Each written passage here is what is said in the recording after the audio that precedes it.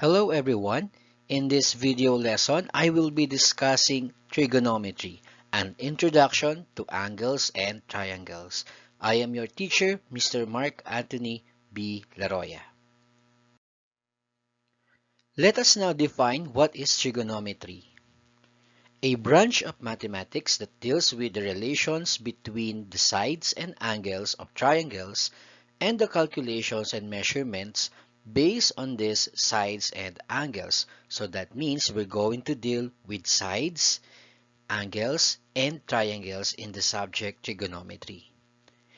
The word trigonometry derived from the Greek word trigonon, which means triangle, and metria, which means measurement. And this is the origin of the word trigonometry.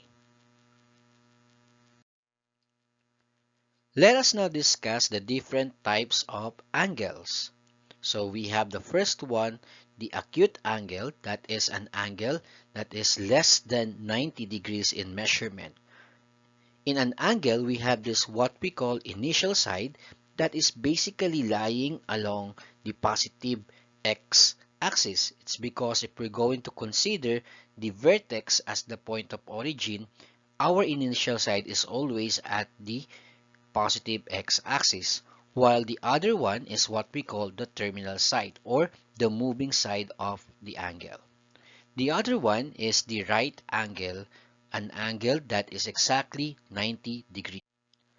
So the measurement would be 90 degrees, wherein the initial side is along the positive x-axis, and the terminal side is making or is perpendicular with the initial side that will be along the positive y-axis, and they form or create an angle equal to 90 degrees. The next one is the obtuse angle. This is an angle that is greater than 90 degrees but less than 180 degrees. So it is greater than 90 degrees. So for example, a 130 degrees is an obtuse angle. Straight angle, an angle that is exactly 180 degrees. It is a type of angle wherein our initial angle or initial side rather creates a straight line with our terminal side, or they form a straight line. Next is the reflex angle, an angle that is greater than 180 degrees but less than 360 degrees. After exceeding 180 degrees, this angle now can be considered as reflex angle, but it should be less than 360 degrees. And finally, we have what we call the full angle, or this is an angle that is exactly at 360 degrees, wherein our initial side and our terminal side coincide, or along the same axis, the positive x-axis, and it creates a complete cycle or revolution. Let us now talk about the different types of triangles, or should we say classifications of triangles, because triangles are classified based on their sides and interior angles. Let us first proceed with classification based on the sides of triangles. We have what we call an equilateral triangle. This is a triangle that has three equal sides, meaning all sides are equal in terms of their length. Isosceles triangle is a triangle that has two equal sides. These two sides here are equal in terms of length. That is why we consider this as an isosceles triangle. We also have what we call an scalene triangle, a triangle that has no equal sides, meaning all sides have different length. Based on their interior angles, first we have the acute triangle. This is a triangle wherein all interior angles are acute angles, or angles that are less than 90 degrees. The next one is a right triangle. This is a triangle wherein one angle is equal to 90 degrees. So in this triangle, this angle, interior angle, is equal to 90 degrees, or a right angle, so we can consider this triangle as a right triangle. And we also have the obtuse triangle.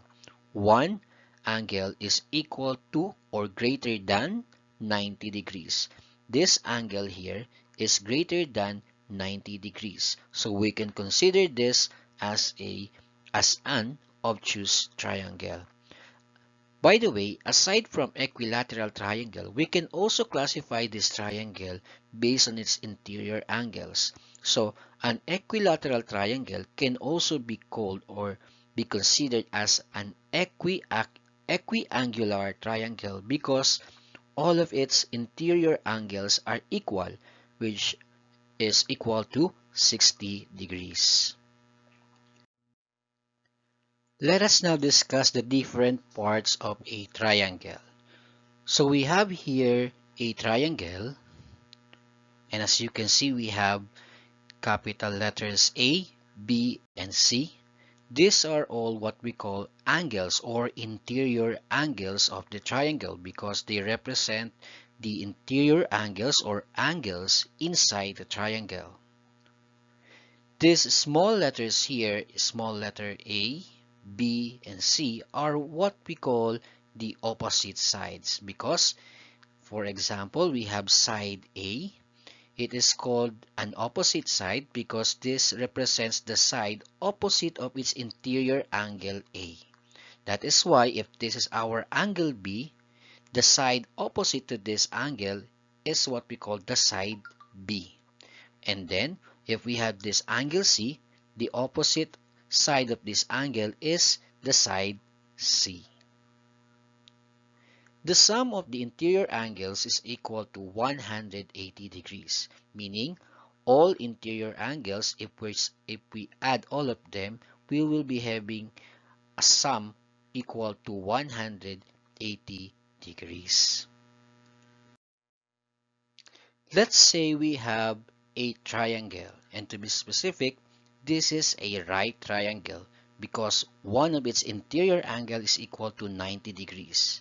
So let's say this is angle A, angle B, and angle C, wherein angle A is equal to 48 degrees, an acute angle.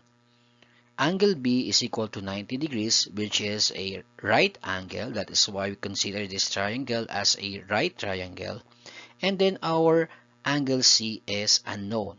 So let us get the value or determine the value of our angle C. We said that the sum of all interior angles of our triangle is equal to 180 degrees. So, by substituting the values of A and B, we have 48 plus 90 plus C equals 180 degrees. So, we can get the value of angle C by transposing the 48 and 98 degrees. So, we will have 180 degrees minus 48 minus 90, and then we will arrive at the answer of 42 degrees. So the value of our angle C therefore is 42 degrees.